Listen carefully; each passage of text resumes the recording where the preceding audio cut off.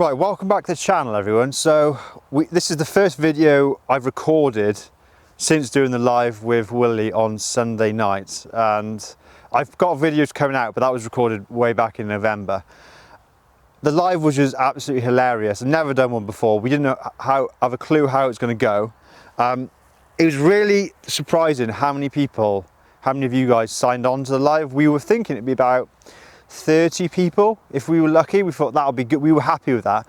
Ended up 167 people came onto the live. We will do another live with Two Wheel Willie, maybe in a couple of weeks or something like that. I'm going to do a live probably just with myself, and depending on how Susie's feeling, I think she'll come along. I think that would be good fun if Susie was there.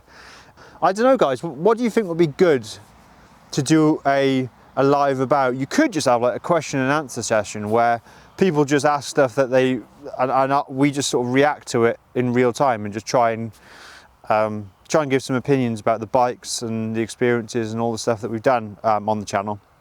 That would be really cool. Or we could do one about a specific topic, which I think is also fun. I think you've got to have a little bit of a mix of both. You've got to talk about something and then also address all the things that the audience is talking about. So yeah, we're still learning as we're going, but it was great fun. Like, we came off it chuffed that we just kind of pulled this thing off. It was hilarious. Some of the comments that you guys wrote was so funny as well. I was just in stitches. It was the funniest, honestly. Credit to you guys, it was so much fun, hilarious. Today I've come up to Midwest Moto and I was thinking of riding the Gorilla 450. I just thought, well, they got a new demo bike in Brava Blue, which I've recorded a video on just standing next to, but I haven't recorded a video riding it. I thought, as Willie's thinking about a Gorilla, Ian Hughes, Royal Enfield, also riding a Gorilla, I thought, is 2025 maybe the year to start thinking about a Gorilla? Obviously you've got the Bear and the Classic 650 coming out, but the Gorilla's sort of like more in my budget, what I want to spend on Royal Enfield. Like, I think I'd have to love the Bear. I'd really have to sort of fall head over heels with it to buy a Bear at 6,950, I think it is. Basically $7 grand, isn't it? So I don't know if I like the Bear that much. I prefer my Royal Enfields the 4 or 5 grand mark, which means the 350, 450 engines. Anyway, came out to see the Gorilla. Hasn't been PDI'd yet, and Midwest are kind of early on this cautious side. You know, you wouldn't let a bike go out without everything being in place, the T's crossed, the I's dotted, that kind of thing. So I said, oh, what else is on demo then that you haven't got any weight for? And they said, oh, the Himalayan 450s, that's ready to go. So I thought, wouldn't it be nice just to take the Himalayan 450 out and just get my up-to-date experience of it? I think it's nice to have a second or even a third test ride of a bike, just to see how things have settled over time. Because on the first test ride, I was really trying to get, it was quite a lot of pressure because it was a brand new bike, it was the hype of the Himalayan 450. I was trying to make sure I did a fair job of everything, the vibrations, the throttle. I didn't want to miss anything. It was quite stressful trying to sort of like get everything so that my review was sort of 100% truthful, basically. I didn't want to miss anything. And now I feel that some time has passed, the Himalayan's out there, it's selling, it's sort of a steady stream of Himalayan 450s are going out the door. The bike's matured a little bit. I thought it'd be a nice time just to go and revisit it and just ride it in a relaxed way and just see how we get on, because I think it's a great bike. Obviously we do know it's got a few flaws. The little bit of a vibration, it was at 5.5, I think, 5,600 RPM, a little bit of vibe there. You've obviously got the, what's the other thing people don't like about the Himalayan? Oh, obviously the side stand. It leans right over, and if you're not, if you're not used to it, like picking the bike up, I mean, I exaggerated that a little bit. I could probably pick it up with with one arm. So it's not that bad. It's just that the Himalayan 411 had side stand that was really long, and so the bike was almost at its centre of gravity, like that tipping point. So on this one they thought, I know, we'll make the side stand a lot shorter. They've gone totally the other way, and people have been a bit bugged by that. But this one's also different from the previous bike they tested because it's got the tubeless rim option with spoke wheels, but the spokes come outside the tyre's contact patch where it meets the rim. So you basically get spokes plus the option of a tubeless tyre. It's kind of nice for touring. Obviously we've got the Sherpa engine, 40 horsepower, 6-speed. We kind of know the engine now. It's got a nice bit of torque. It's a 450, 17 litre tank, economical, Showa suspension. I think it's 190 mil, but I'll check that. Might be 200 mil at the front. Now the Showa units are sort of where Royal Enfield are going, becoming a little bit more of a premium manufacturer. They obviously debuted on the Super Meteor, and then they were on the Shotgun. This bike has Showa, and I think even the classic 650 is going to have Showa, but it's going to be hidden within those kind of 1950s style sort of down tube covers, basically. So you won't know that it's kind of fancy suspension. The Bear will also have Showa as well, so give the Bear a little bit more of a premium feel compared to the Interceptor. So yeah, and in this colour combo, it does look particularly fetching. Kind of the white with the digital camo, and then obviously the rear subframe, which they've done on the Gorilla as well, is a different colour compared to, oh sorry, it's a different colour compared to the main frame, but it ties in with the main colour on the tank. Now they've done that on the Brava Blue Gorilla. And if we're talking about frame coatings, the option 249 Bear is particularly impressive because you've got the whole frame powder coated in that kind of teal colour, which really pops. So yeah, I might come round to the Bear, but at 7 grand, it's a little bit like rich for me for Royal Enfield. I like to spend sort of 4 or 5 grand on Royal Enfield, ideally a bit less. So 7 grand for a Bear is kind of punchy. But this bike, I think it's 5,699. So it's probably worth getting, even worth getting new rather than buying a used example at like 5 grand. You might as well pay a little bit more, have a brand new bike, and then you can see how it's running and so on. So I'm going to take it out, just have a little bit of fun and see how I get on. And maybe is the Gorilla, not the Gorilla, I keep saying Gorilla when I mean Himalayan, is the Himalayan 450 perhaps a bike for me to consider in 2025? A little bit of green laning, a little bit of touring, bit of a travel bike, all the optional extras. I don't know, let me know what you think. Maybe we'll have a live and we'll just talk about which is the best Royal Enfield bike, which is your favourite Royal Enfield bike, because that would be a good idea. We just get everybody's opinion. And I just wonder what would pop up more. It'd probably be sort of like the 350s, wouldn't it? It'd be the classic 350 would come up a lot. But I'm sure there's probably a little bit of a fan base now for the Himalayan. Or Himalayan, but I'm just going to keep saying Himalayan because I've always said Himalayan. I can't teach an old dog new tricks. Just a little dog reference there, just to add some intrigue, dog, dog, dog. And with that, I'll end the intro and we'll get out on the bike. Oh, typical.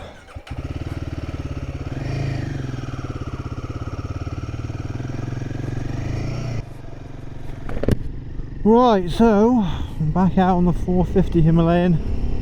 Just a relaxed ride today, just to get a feel for the bike. So instantly I'm loving the riding position.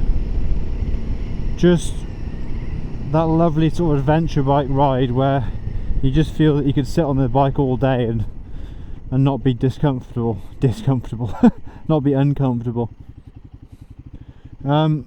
And in fairness, that's exactly what these bikes are designed to do, because the Himalayan is probably as much a travel bike. I'm not gonna, oh, okay.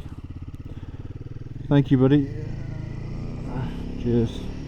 You got to think twice about going out in front of a massive truck, haven't you? But yeah, the Himalayan is as much a travel bike as it is an adventure bike.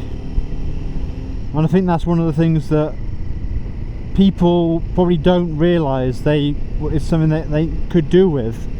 The characteristics of a bike that you can ride all day and just have an experience using the roads and seeing places, rather than an adventure which typically seems to indicate off-road work.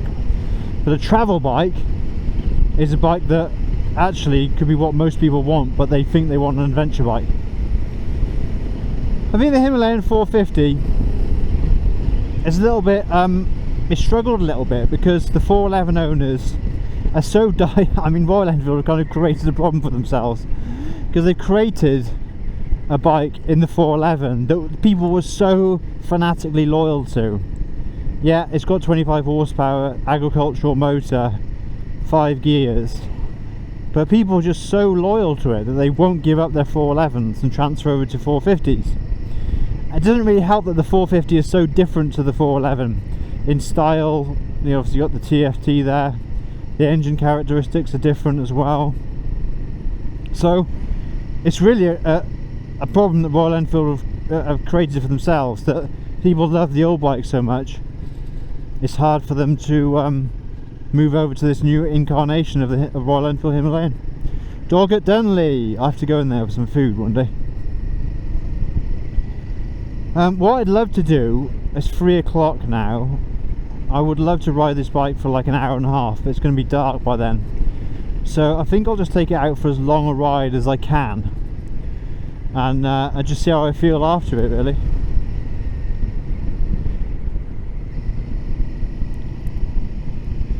I will say I've noticed that the gear change isn't quite as sort of bolt action, for want of a better word, as the BSA. Mind you, in the BSA I'm constantly finding neutrals, so I don't think that gearbox is anything to to celebrate. So there you go, 5th gear, does pick up. It's nice that you can trundle from 30 up to 50 in 5th, just if you want to sort of be a little bit lazy, you've done a big mile day and you really don't need to be in the right gear all the time. That's pretty nice.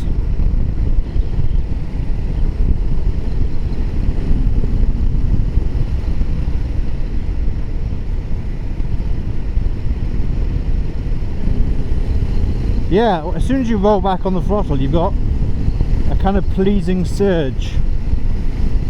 It's not that much slower than the BSA, you know.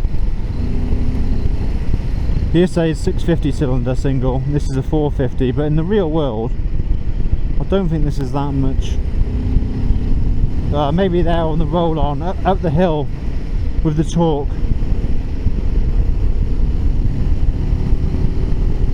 One beautiful thing about it is I'm not feeling any discomfort from the road at all. The road is just sort of like a big pillow, believe me, and that's a testament to the Showa suspension. It's really not causing me any hassle at all. I really like that about this bike. So I've obviously got this screen set up like it is now, with the revs over the top and a small speedo, small indicator of speed, sorry, but if I press this button here and hold it down, it should morph to actually a little bit more of a pleasing display. And then if you press this, you've got your little trip 1, trip 2, fuel range 54, fuel consumption 79. That's pretty good, isn't it? Voltage of the battery at 14.5 now with the alternator charge in the battery. Service, don't know what I need to service because it's only on 61 miles.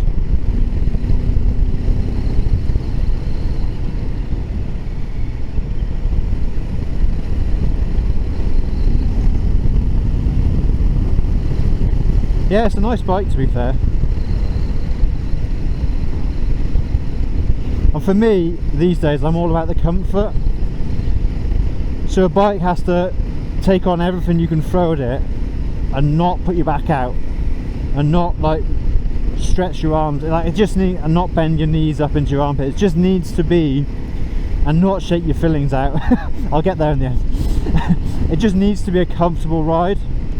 I'm not that fussed about how quickly you can put a bike around a corner these days. I just want it to be comfortable. Comfortable and reliable would be ideal for me for a bike. So there you go. Got some surge forward, like it knocked me back when I opened the throttle.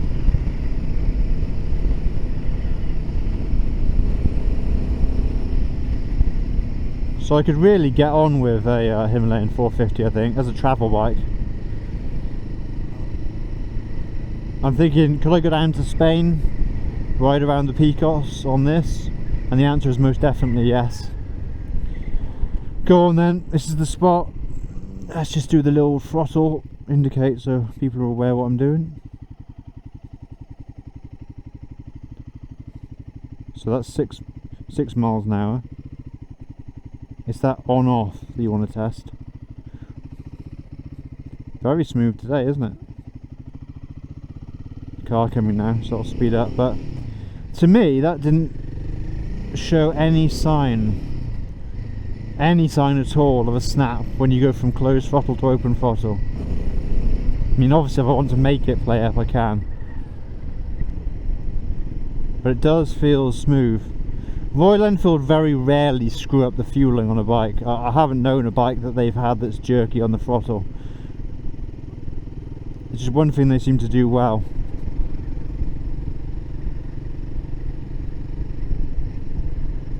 So what are you looking at investing for this bike then? Royal Enfield Himalayan, I think it's 5,699, and if you want the tubeless tyre option, I think that's another couple of £100. And then obviously you've got all manner of accessories. If you want to put panniers and aluminium boxes and everything, you know, the world's your oyster at Royal Enfield. That's one of the things I actually really like about it. Right, at the junction, we're actually tipping off to one side here, so my feet are flat-footed, but they're, should I say this, my legs are perfectly straight and no false neutral when I'm going to second. Makes a difference, doesn't it? If you watch my BSA videos, that always happens.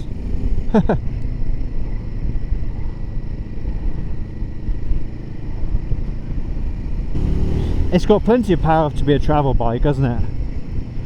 40 horsepower, a nice wallop of torque. It's a 450, not a 400.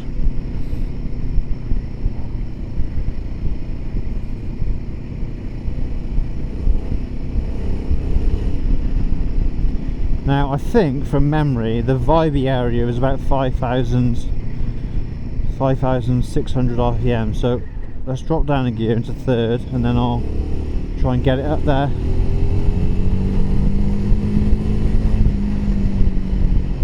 No, this one doesn't do it. The press bike was a bit vibey, but this one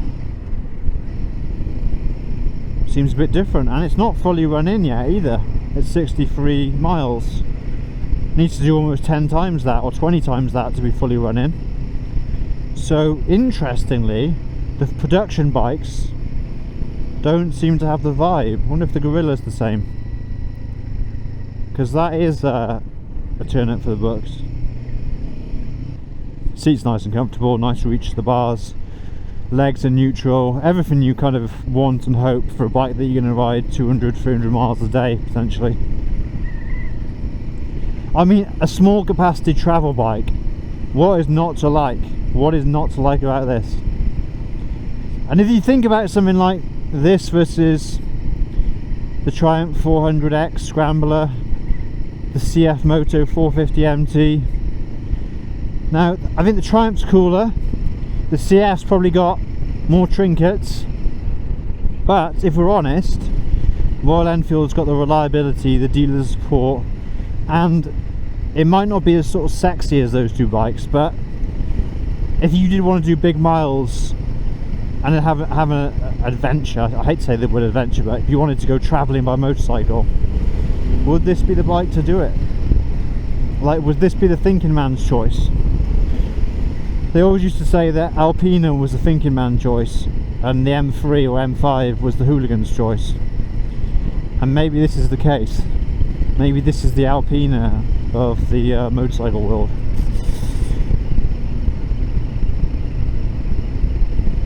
One thing I've noticed from my BSA is that there's been a bit of a struggle to get accessories for it. BSA accessories have been slow coming and the aftermarket hasn't really stepped in. Bearing in mind that the bike was announced in 2021, launched in 2023 in March, so we're now almost 2 years into the Gold Star, and you haven't got all of the accessories you'd want. You haven't got multiple options, at least for the accessories. Himalayan, you'll have everything. They would have started developing stuff for this by the time the spy shots came out, let alone it was launched, let alone it was in dealers. Oh,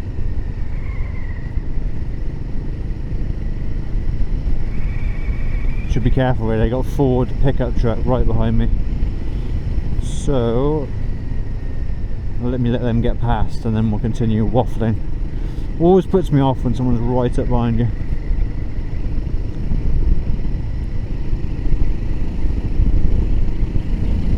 Fifth gear up the hill from 30 miles an hour, that's perfect.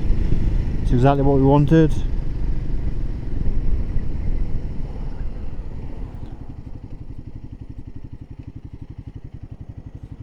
Okay.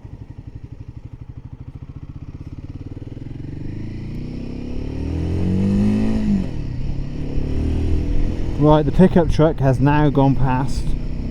Like, I'm not going to say it loves it, but for a 450cc engine, I think there's plenty of pull, real world application. You know, this is like equivalent to a 2-litre diesel BMW. If you think of it like that, motorcycles are not slow vehicles. Yeah. Oh, there you go. So you got a little bit of vibration at 5,000 in the pegs, but nothing like as it was with the pressed bike. That must have been an early one. Yeah. Right, let's pull in. Good chance to do the stop-start stuff. So on. So that is amazing when you go on and off the throttle. The fueling on that is just right. Got to give it credit. And off I go again.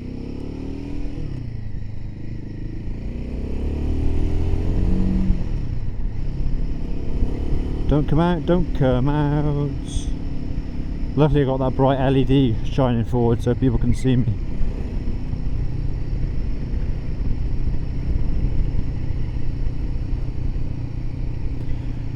Oh, what to do, Sean, what to do. I do love the Himalayan, you know. I think on the one I was riding before,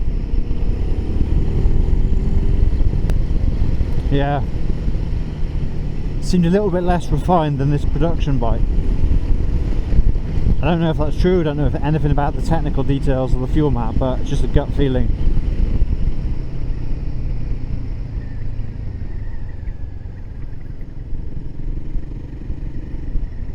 Let me lug the engine. Let me lug the engine for you just to see how it does it.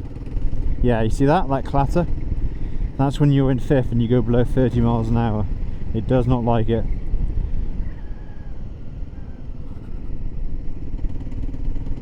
So I'd say that's more to do with the displacement than, yeah, anything too untoward. Single cylinder, and it is a 450. The BSA is less prone to that, but then it's at 650, so it's almost got that bigger bang, more torque. Oh, we need some fuel. So I'm going to head over to Tenbury Wells and top up. Probably wrap up the video there and we'll get back to the dealership and just compare our final thoughts on this motorcycle. But let me know what you think. I'm actually interested to know. Do you own a Himalayan 450? Are you a die-hard 411 fan? Are you interested in the Scram 440? Could be all of the above. Right, so we are back at Midwest Moto.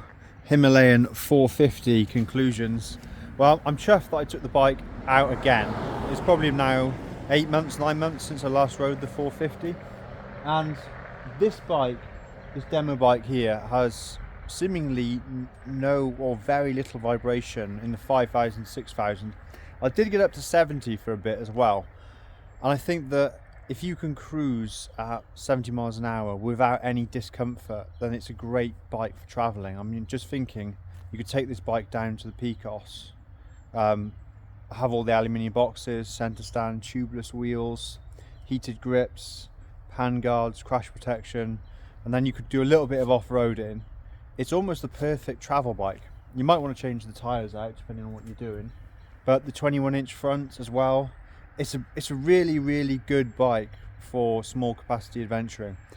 I don't think it's quite as sexy as the CF or the Triumph 400, but I think it's, as I said earlier, I think it's the thinking man's choice, you know. It's just a lovely, strong, all-rounder motorcycle, and I would actually probably consider it later in the year. When I start looking for a new bike, if these are available and some of these start cropping up for second hand, I'd definitely be interested, because you can accessorize the hell out of it. I just think it's a bike that you could do a lot with. If you wanted a single bike, small capacity, you'd be alright with this bike. Don't worry about the side stand, it's nothing. I've been playing with it, I can pick it up with one arm on the side stand. I don't think it's a massive issue. I just think, and the Royal Enfield support as well, think about a bike that you can go to dealerships all over Europe, the parts supply is good, everybody knows this bike, they know the make, like repairs, getting replacement parts shouldn't be an issue on this as well, which I think is something to consider going forward with motorcycles. But yeah, I've really sort of come back to appreciate the Himalayan 450. Really, really good motorcycle. And yeah, thank you to Midwest Moto for letting me borrow it today. But let's just spin around, make sure I get the bike at the end. But yeah, there you go. Really, really nice bike, in fairness. I've made it really dirty, but nice dash, little screen there, shower. It's just a lovely, lovely motorcycle, and I think for the price, if you think it's going to be 5-6, depending on options, you can obviously option it up over time after you bought the bike from the likes of Hitchcocks and whatnot. But it's just a really nice bike. Yeah, I've really warmed to it on that ride, so good, top marks really to Royal Enfield for that bike. Anyway, guys, let me just spin this back around. I tried to end the video, but let me know what you think about the Himalayan 450. I'd like the kind of honest, warts and all opinion. Do you think it's a bike that you would buy? And if you wouldn't, why wouldn't you buy one? I'm really interested in this bike, because it hasn't done as well as Royal Enfield 40 would do. But why is that? Be good to know. Alright guys, I'll catch you in the next one.